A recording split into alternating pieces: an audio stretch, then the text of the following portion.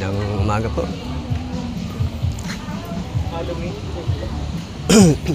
Wala ko talungan eh. Kasi bakasyon nila sa linggo na. Yung taho, yan po yung hanap buhay ko noon. Diyan ko binuhay ang panganay ko hanggang sa bunso.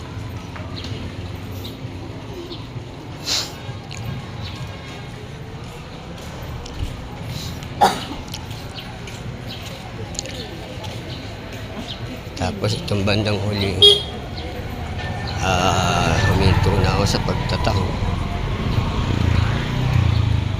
Bali nagsarili na ako ng pagluluto ng binatog.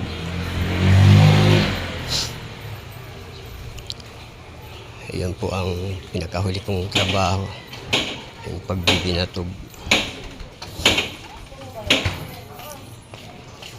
Kaya lang, nung mag-asawa na yung panganay ko,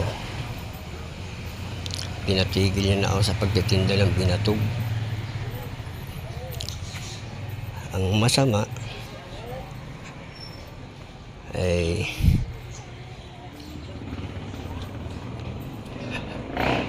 para akong nakulong sa bahay dahil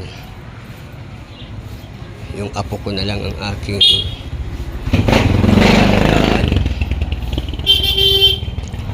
doon na rin nabuhos yung aking mga oras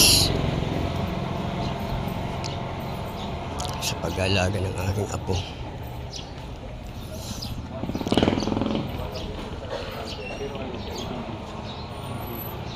At dahil doon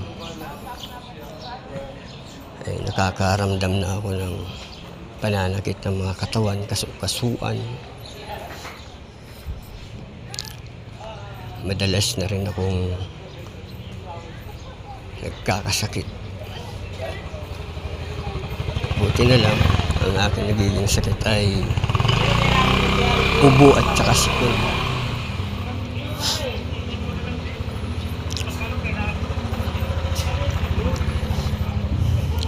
Kaya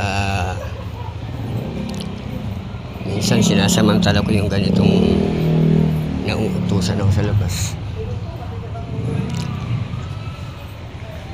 Naglalakad-lakad ako, gumagawa ng video